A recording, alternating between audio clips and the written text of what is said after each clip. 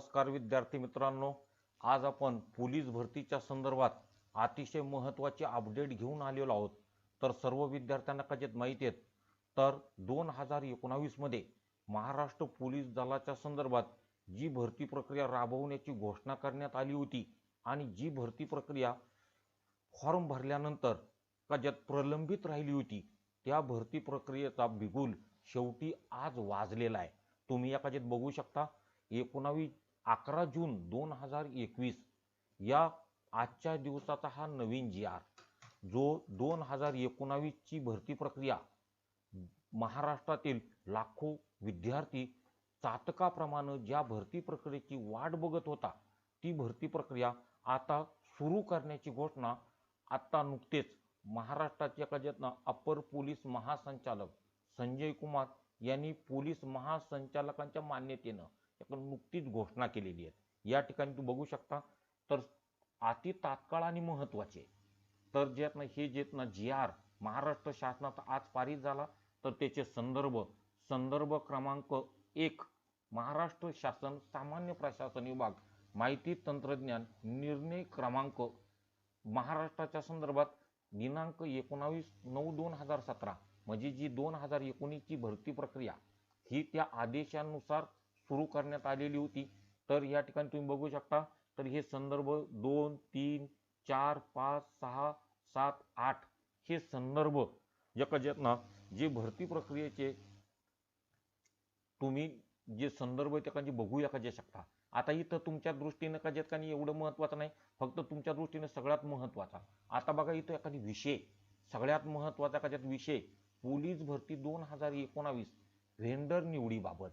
आता पहिल्यांदा व्हेंडर हा जो शब्द म्हणजे नेमकं कसं, तर कदाचित विद्यार्थी आणि महाराष्ट्र पोलीस दलाचा जो गृह विभाग यांच्या दरम्यान मध्यस्थाची भूमिका म्हणजे लेखी परीक्षा एका ठिकाणी प्रक्रियेने घेणं असेल, त्याची एका निवड यादी जाहीर प्रसिद्ध करणं असेल, किंवा जी परीक्षा घेण्याची संपूर्ण प्रक्रिया ज्या IT कंपन्याकडून केली जाणार आहे त्यांना कदाचित व्हेंडर किंवा मध्यस्थ कदाचित म्हटलं जातं।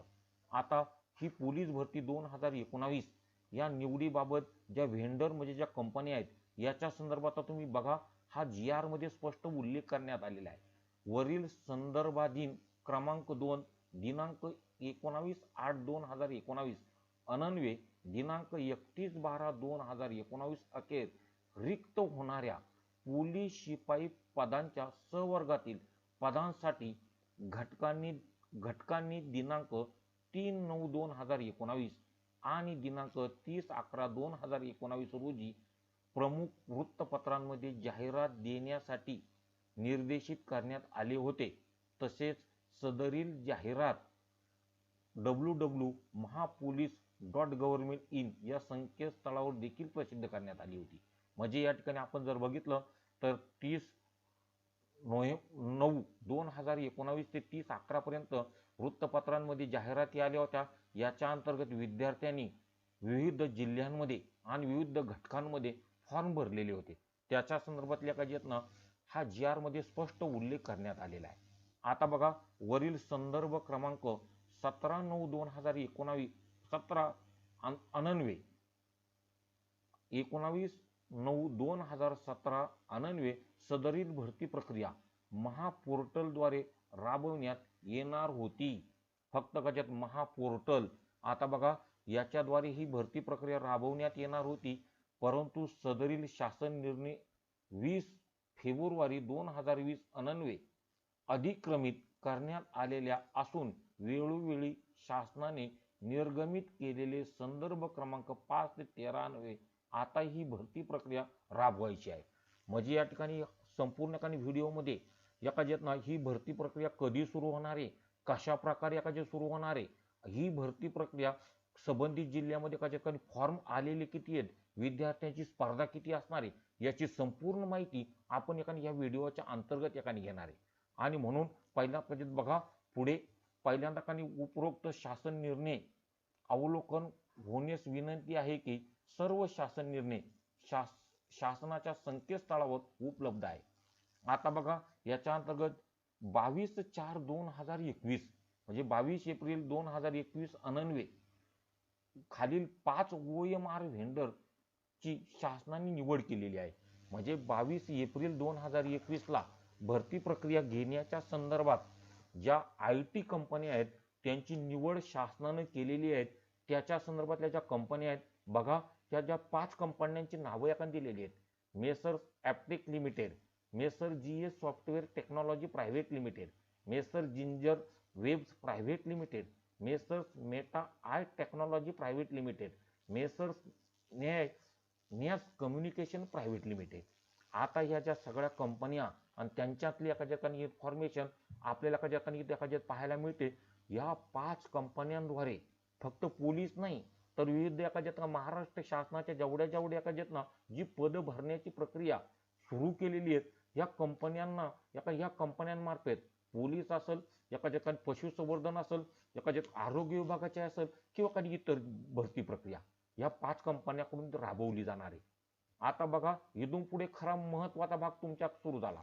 वरील 5 OMR व्हेंडर यांना संपर्क साधून त्यापैकी कोणत्याही एका व्हेंडरची निवड प्रत्येक घटकांकरिता स्वतंत्र प्रक्रिया करायची आहे.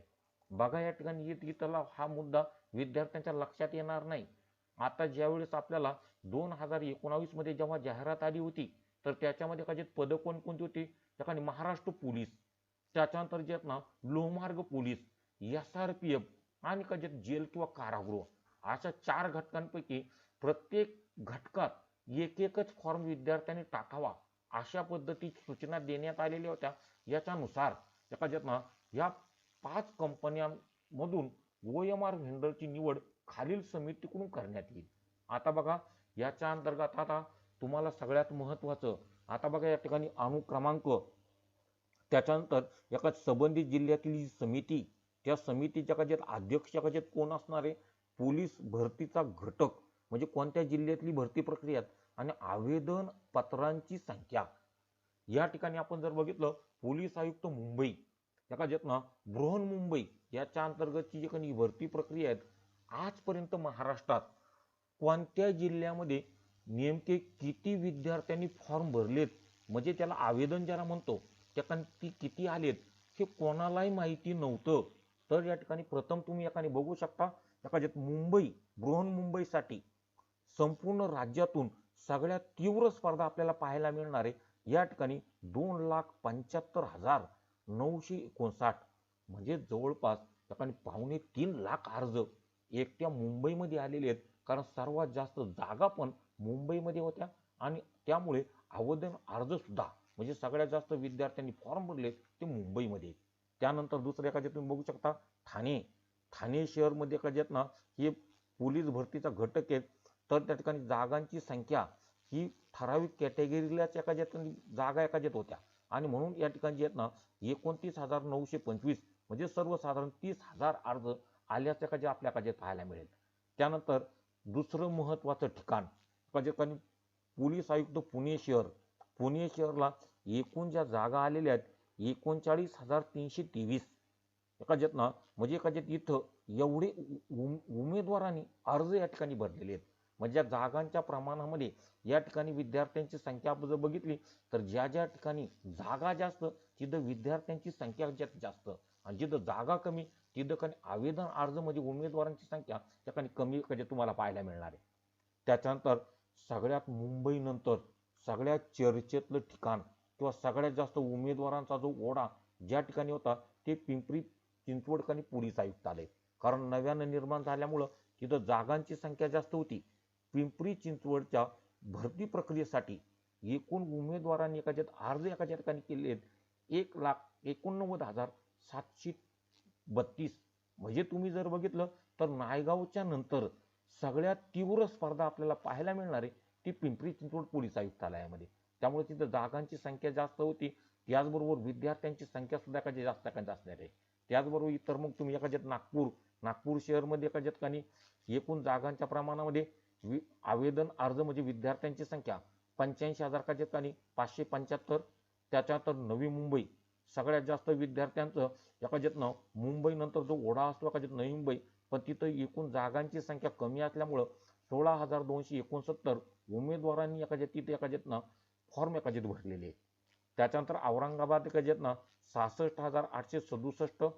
त्याच्यानंतर सोलापूर कमी जागा होत्या, अतिशय नगण्य जागा असून सुद्धा कारण 8,000 पेक्षा जास्त अर्ज या ठिकाणी सोलापूरला ठिकाणी आले आहेत.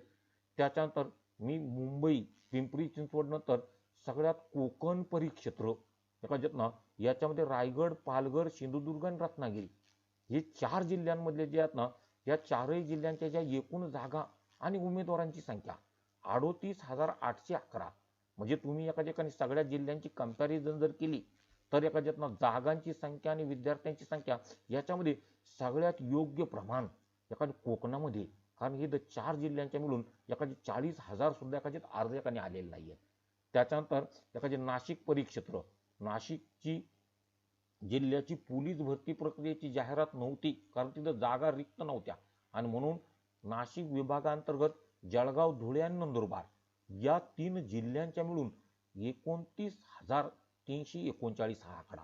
आता बघा एखादी प्रत्येक परिक्षेत्र किंवा प्रत्येक घटक आणि त्या त्या घटकातील आवेदन अर्ज म्हणजे विद्यार्थ्यांची संख्या जर आपण जर बघितली तर सगळ्यात जास्त जे आहेत ना तुम्ही एखाद्यात मी पुन्हा एखाद्या सांगेल एखादी मुंबई, बृहन्मुंबई एखाद्यात ना त्याच्यानंतर एखाद्या पिंपरी चिंचवड, त्याच्यानंतर तिसऱ्या एखाद्या ठिकाण लोहमार्ग पोलीस आणि जे आहेत ना चौथ्या एखाद्या ठिकाणी SRPF याच्यामध्ये सगळ्यात जास्त विद्यार्थ्यांची संख्या तुम्हाला एखाद्यात पाहायला एखाद्यात मिळणार आहे.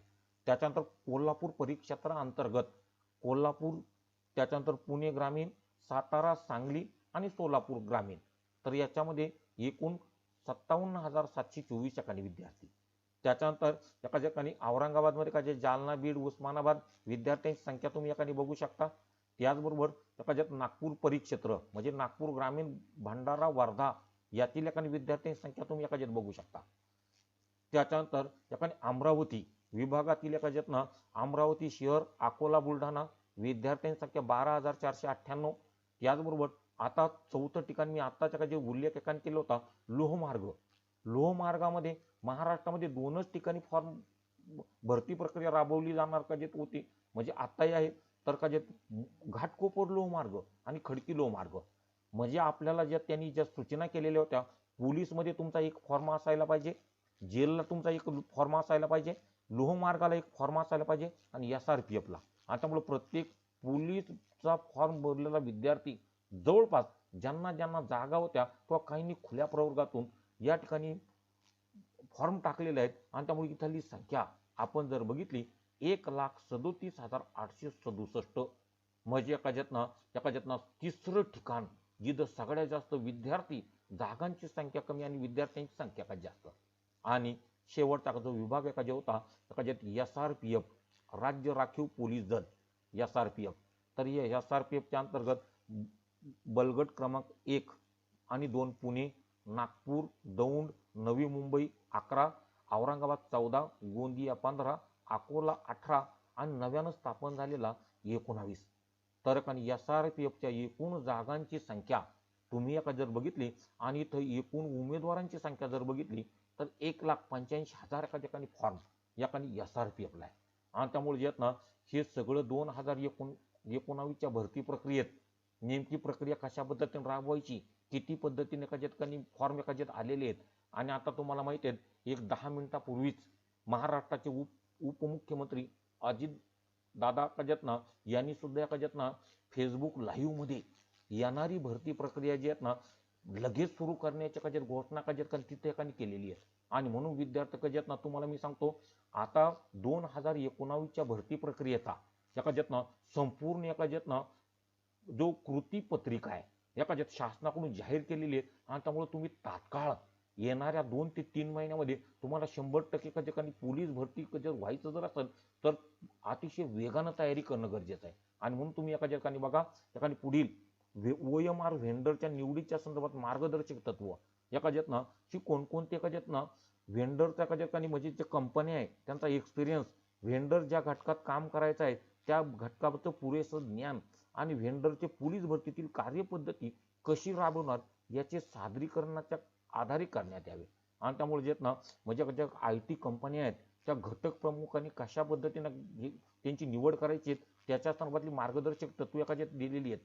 OMR व्हेंडर कार्यकक्षा आणि कार्यपद्धती म्हणजे ज्या आय टी कंपन्या आहेत त्या कशा पद्धतीनं आपल्या काज्यात का नाही भरती प्रक्रिया काज्यात अरेंज करणार आहेत याच्या संदर्भातली एखाद्यात माहिती एखादी दिलेली आहे. एखाद्यात हा बघा एखाद्यात पेरा महाराष्ट्र शासन निर्णय क्रमांक एखाद्यात जो आहे तुम्ही एखाद्या वाचू शकता. काटेकोरपणे अवलंब करण्यात यावा.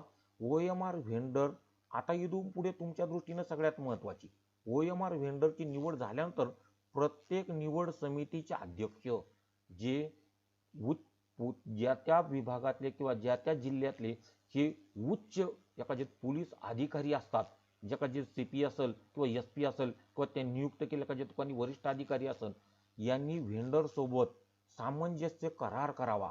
सामंजस्य करारामध्ये खालील मुद्द्यांचा अंतर्भाव होणे आवश्यक आहे. बघा एखाद्यात कोणते एखाद्यात मुद्दे एखादे दिलेले आहेत. पहिलाच मुद्दा, निवड केलेल्या व्हेंडरने महाआयटी कडून त्या त्या घटकाचा डाटा प्राप्त करून घ्यावा. म्हणजे तुम्ही एखादी बघितलं असेल आपण फॉर्म भरताना ज्या IT कडे एखाद्या ठिकाणी फॉर्म भरलेले होते त्या संबंधित निवड केलेली जी व्हेंडर म्हणजे IT कंपनीनं त्यांच्याकडून जो डाटा आहे म्हणजे काही उमेदवाराची संपूर्ण एखाद्या ठिकाणी शैक्षणिक असेल एखाद्या ठिकाणी इतर एखाद्या ठिकाणी माहिती असेल त्याचा प्रवर्ग असेल त्याचं एखाद्या ठिकाणी चलन असेल किंवा त्याच्या संदर्भातली एखादी माहिती एखादी प्राप्त करून घ्यायची आहे. त्याच्यानंतर संबंधित डाटा प्राप्त झाल्यानंतर प्रवर्ग निहाय समांतर आरक्षण डाटाचं विश्लेषण करून घटक प्रमुखांना तो द्यावा. म्हणजे एखाद्या ठिकाणी संबंधित जिल्ह्यामध्ये किती SC ST OBC NT एखाद्यातनं याच्या एखाद्या ठिकाणी किती उमेदवारांनी फॉर्म भरले त्याचं डाटा अनालिसिस एखाद्या ठिकाणी करून घटक प्रमुखांना द्यायचं आहे. त्याचबरोबर SC BC मागास प्रवर्गाचं आरक्षण एखाद्यातनं रद्द झाले असल्या कारणाने त्यामधील किती उमेदवार EWS आरक्षणाच्या अंतर्गत येतात किंवा किती खुल्या प्रवर्गात येतात हे निश्चित करावे. म्हणजे एखाद्यातनं आता आपल्या एखाद्यात मागच्या 15 दिवसापूर्वी महाराष्ट्र शासनानं SC BCचं कायद्यात आरक्षण रद्द झाल्यानंतर त्या मुलांनी खुल्या प्रवर्गात एखाद्यात EWS मध्ये आरक्षणाचा फायदा घ्यायचा त्याच्या संदर्भातल्या एखाद्यात हा पेरामध्ये एखाद्यात माहिती दिलेली आहे. तर त्याचबरोबर SC BC प्रवर्गातील अर्ज केलेले उमेदवार EWS च्या अंतर्गत येऊ इच्छित असतील त्यांना संबंधित प्राधिकरणाकडून EWS प्रमाणपत्र प्राप्त करून 45 दिवसांची मुदत देऊन घटक प्रमुखांचे निर्देशाप्रमाणे निश्चित एकाच संकेतस्थळावर अपलोड करण्याची सोय उपलब्ध करून द्यावी. म्हणजे आपण जर बघितलं तर SC BC च्या उमेदवारांना एखाद्यातनं त्यांना EWS प्रमाणपत्र काढल्यानंतर संबंधित संकेतस्थळावर 45 दिवसाची